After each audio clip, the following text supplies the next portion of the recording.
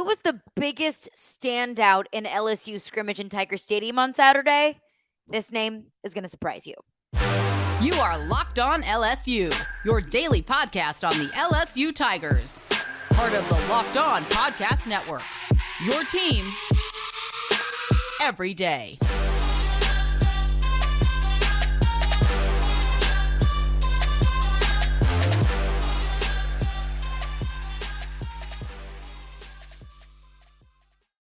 Thank you for making Locked On LSU your first listen every single day. We are free and available wherever you get your podcasts. And also just a reminder to everyone that if you listen on your preferred podcast platform, first of all, thank you for listening. Second of all, you can also watch the podcast on YouTube in addition to listening while you're on the go.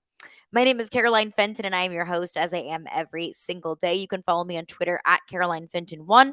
You can also follow along for the podcast with updates at Locked On LSU. But let's get into it. LSU was out in Tiger Stadium on Saturday afternoon for a little scrimmage.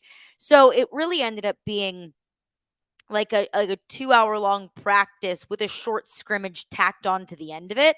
When Brian Kelly spoke with the media this past week, he said that it was going to be 60 to 70 plays. That's what I said last week, that it was going to be less than 100 plays. It actually ended up being significantly less than that, less than 50 plays.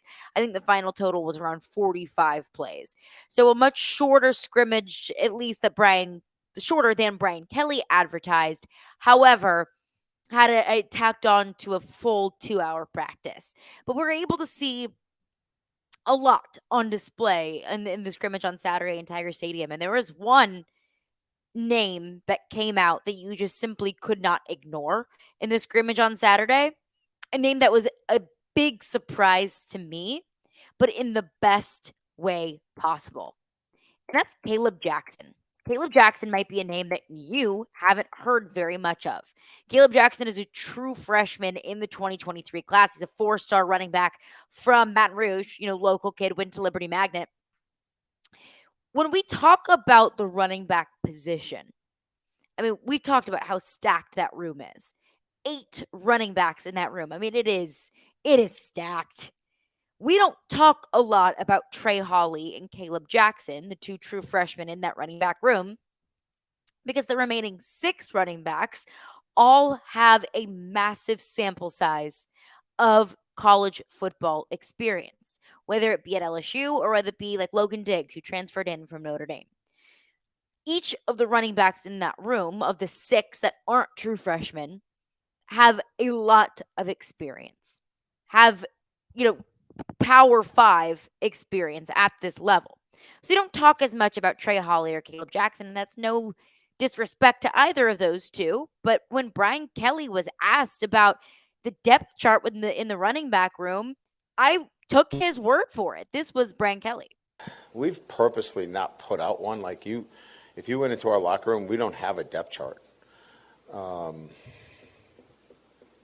My experience is once you put up a depth chart, you can go one of 2 ways.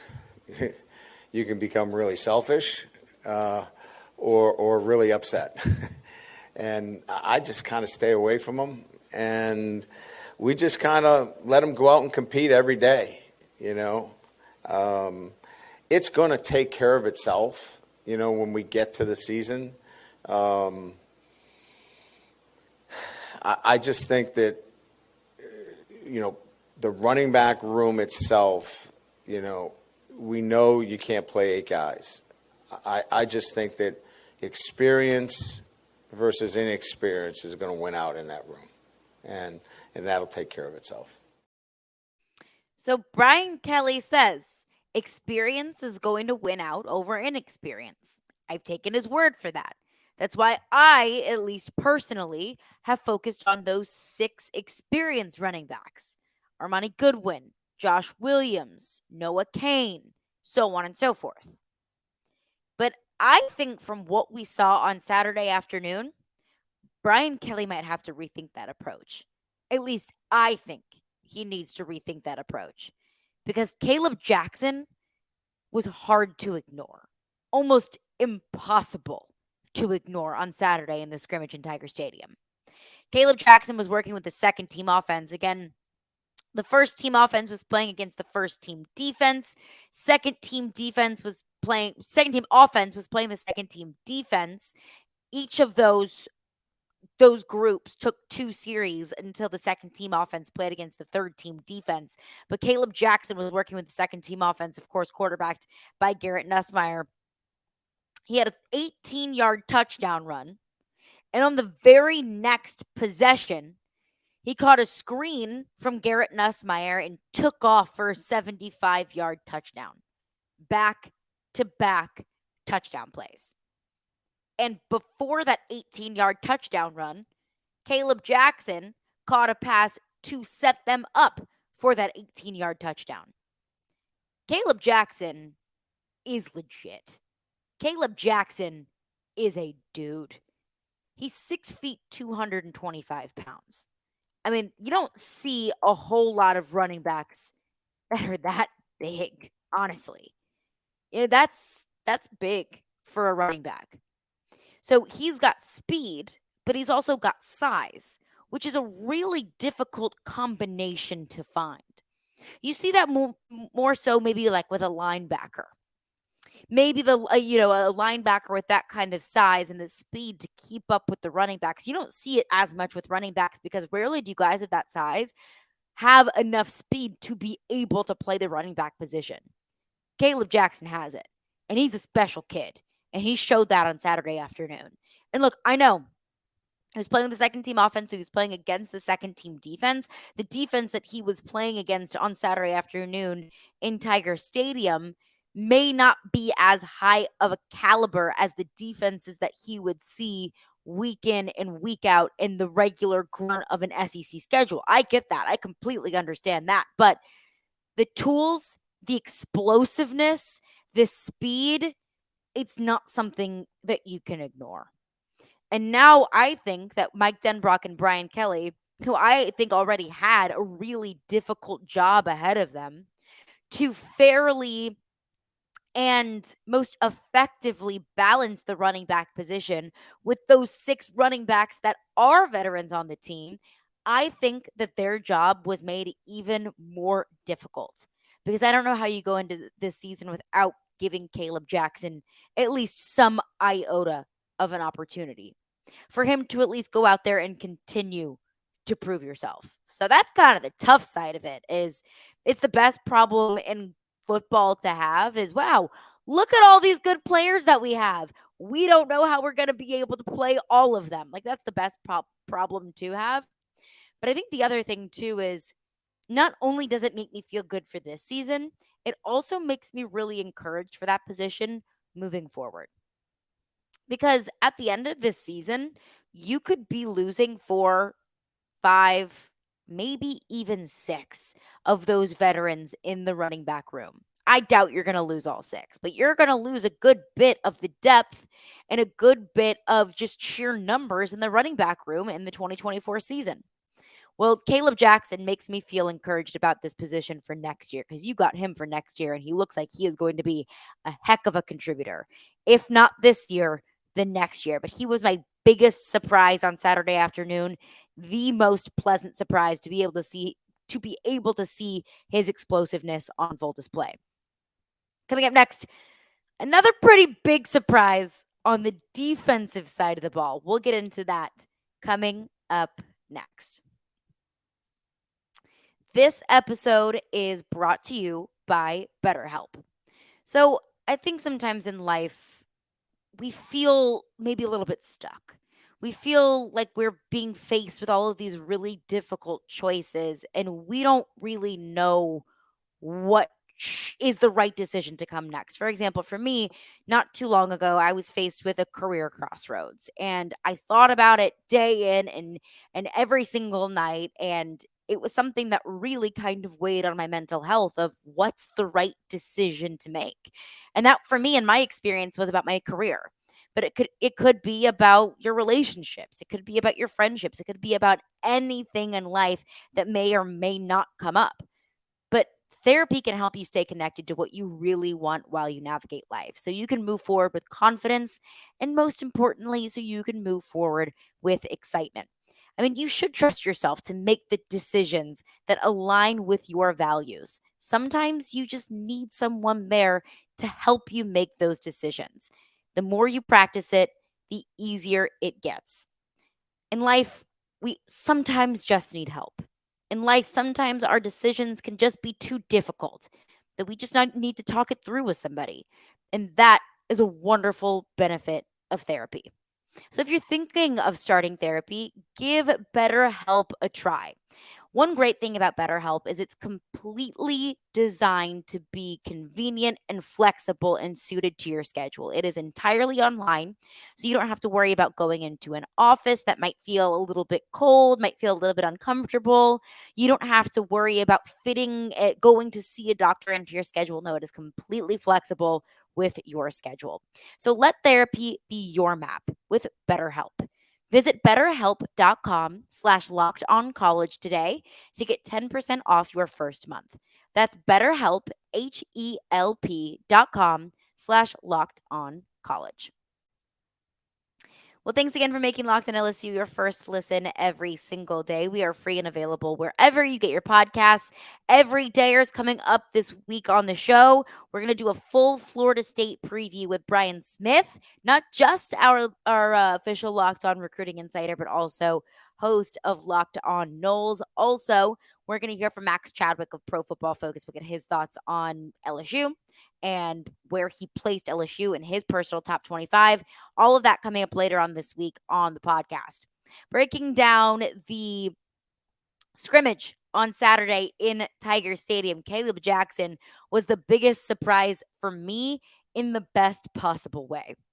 But the surprises didn't end with Kaleb Jackson. And the surprises also extended into the other side of the ball, on the defensive side of the ball, when we saw Sage Ryan taking snaps at cornerback. So, traditionally, Sage Ryan has taken snaps at nickel and at safety. He hasn't played corner, at least in a game. I don't know if he's ever played corner in practice, but nothing that I have ever seen from Sage Ryan has he been lining up at corner. But he was playing first team defense. He was playing first team corner on Saturday in the scrimmage in Tiger Stadium. He was playing first team corner opposite of Zy Alexander. Now, Sage Ryan did leave early with a shoulder injury from everything that I have heard. Anticipate Sage Ryan to make a full recovery, just not quite sure what that timeline is going to look like. Now, I think that what you've seen so far in training camp, what we saw from the scrimmage, Zy Alexander is going to be a first-team corner. Zy Alexander is going to be one of your starting corners, along with Deuce Chestnut. Both transfers, Zy Alexander in from Southeastern and Deuce Chestnut from Syracuse. That's your first-team corners. Beyond that, I don't feel great about the depth at cornerback. Because whenever you ask maybe anyone, whether it's an outsider looking in, whether it's an LSU fan, if you ask, what's your biggest concern about this LSU team? I would have to venture to guess 7, 8, maybe even 9 times out of 10. That person might say corner, which is fair. It's not wrong. I mean, that's your opinion. It's not wrong. But whenever you have to dip into the transfer portal, as much as LSU has had to do, not just this past season, but the last 2 years at corner, it's going to be a question mark. That's a whole lot of newness. I mean, Terrence Welch is the only returning scholarship cornerback on this roster from 2022. They didn't have a lot of retention at that position. They were forced to pick up pieces throughout the transfer portal. And look, that served LSU well this past season. But I think a very fair question and a very fair concern about this team and this defense is, can Matt House do it again for a second time? Is this group equipped to be, the kind of secondary that LSU has traditionally been known for? Those are all very fair concerns. I think for me, more specifically about the cornerback group, it's not just, can Matt House piece these pieces together? I trust Matt House, really, for the most part, to be able to do that because we've seen him do it before. That doesn't eliminate concern, but for me, the biggest concern at corner is simply the depth. Because like I mentioned, Zy Alexander and Deuce Chestnut, that's your first team corners. Beyond that, who do you have? Beyond that, who do you feel confident in? Denver Harris? Because I don't feel very confident about Denver Harris right now. He was back out with the team on Saturday after he was out for a couple of days in practice, wasn't in the team photo. Brian Kelly said he was dealing with some personal things. We don't know the details as to what was going on with Denver Harris at the time. But one, I don't know if Denver Harris can continue to stay available. I don't know if he can stay out of trouble. And frankly, I don't know to what level of play Denver Harris can get to before the start of the season. Denver Harris has been taking snaps with the third team defense. Now, if you want to say that that's because it's a message from the coaching staff of, look, we're not going to give you anything on a silver spoon. Everything that you get here, you're going to earn it. Or I don't know if it's just simply because that's what he is right now, a third team corner on this team. Whatever it is, I don't feel very confident in being able to rely on Denver Harris because ever since he's gotten to Baton Rouge, we haven't been able to rely on him. I mean, J.K. Johnson's in a boot. He broke a bone in his foot. We don't even know if he's going to be available at all this season, much less for one of the first few games of the season. So I can't rely on J.K. Johnson. Ashton Stamps has looked really encouraging so far throughout camp. But does he look good and encouraging as a true freshman? Or does he look good and encouraging as a cornerback who can play at a high level in this league? Because I think those are two very different things, the way that you frame them. So beyond Zy Alexander and Deuce Chestnut, the depth at corner really is concerning to me. But I think what does maybe encourage me just a little bit is, hey, can Sage Ryan be a solid option at corner if and when need be? It was not on my bingo card of what to expect over the weekend. Breakout performance from a true freshman running back and Sage Ryan taking snaps at corner. But hey, life comes at you fast. College football is a weird sport. And let's be honest, this team has depth issues at certain positions. Not at running back. That's the one that I'm not too concerned about. But outside of the starters at the cornerback position, along with other positions, I'm not very confident in the depth of this team. So you're going to have to get creative. Matt House is going to have to do his tinkering and his coaching and whatever he does to make this cornerback room work and to make the pieces that you have available, like a Sage Ryan, be able to fit in your system the way and wherever you may need to see him work. But coming up next, had a bunch of surprises at running back, at cornerback, but not a whole lot of surprises at the quarterback position. And honestly, it's pretty nice to not have to worry about the quarterback position right now. We will get into that coming up next. Football season is about to kick off, and FanDuel is giving you the chance to win all season long. Because right now, when you bet on a Super Bowl winner, you can get bonus bets every single time they win in the regular season. Just pick any team to win the Super Bowl. Any team that you may like, your favorite team, and you'll get bonus bets back for every single victory. Say you want to put it on Joey B and the Bengals. Maybe you're a Saints fan. Who dat? Put it on your favorite team, and you can use your bonus bets on spreads, on player props, on over-unders, and so much more. So visit FanDuel.com/lockedon and start earning bonus bets with America's #1 sportsbook. That's FanDuel.com/lockedon. Hey, the two-part Ultimate College Football Preview is live on Locked On SEC. You can check me out along with Alabama, Georgia, and Tennessee for the Locked On SEC contenders. We're contenders. It feels good to say. We're available on YouTube and wherever you get your podcasts, part of the Locked On Podcast Network, your team every day. Well, let's get into it because the quarterback position for so long or for so many years across, a period of time is a question mark at LSU. A lot of times you go into camp and there's quarterback battles, legitimate quarterback battles. We could be sitting here, at this time in mid to late August and not even know who's starting the first game. Feels like it happens a lot at LSU. So when it doesn't happen, it's a little bit of a relief. I will tell you that. So, amongst all of the surprises that we saw on Saturday, albeit pleasant surprises, Kaleb Jackson with a great breakout performance, Sage Ryan taking snaps at corner. The quarterback position, in my opinion, I don't think presented a whole lot of surprises. Jaden Daniels was taking snaps with the first team in the scrimmage, as we all expected, as Brian Kelly said he would. Garrett Nussmeier was taking snaps with the second team offense, again, as we expected, because Jaden Daniels is the starting quarterback and Garrett Nussmeier is the backup.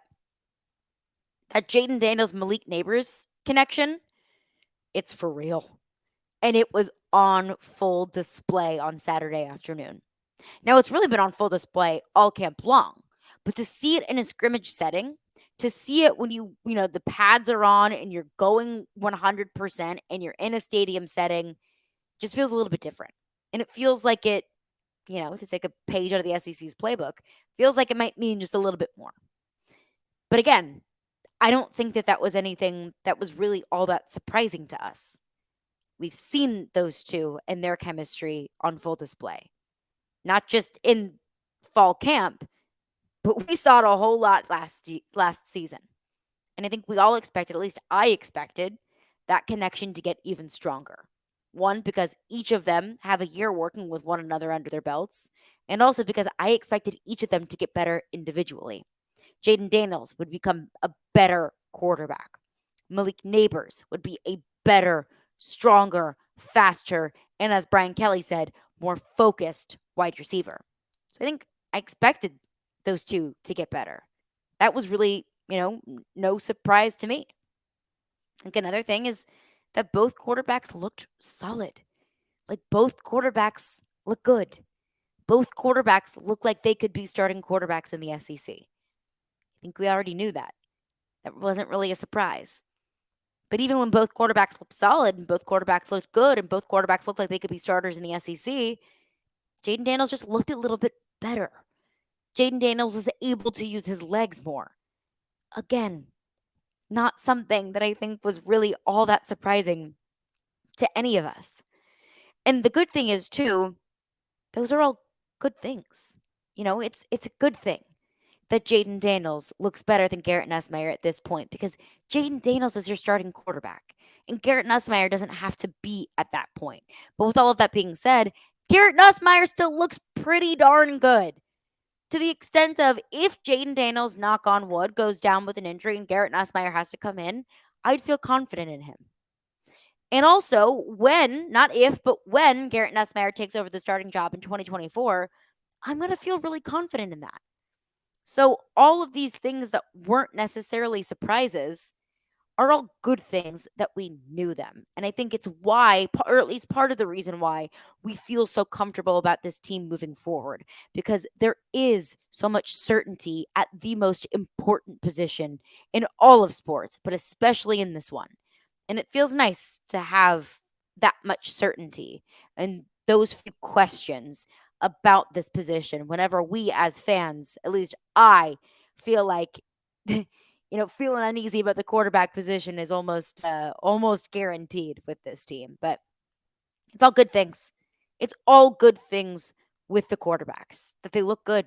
They can run the offense well. Jaden Daniels' arm looks great.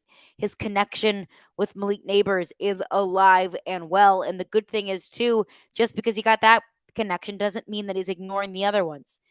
Malik Neighbors and Mason Taylor are very clearly Jaden Daniels' favorite targets. Again, not something that I think should come as a shock to anyone.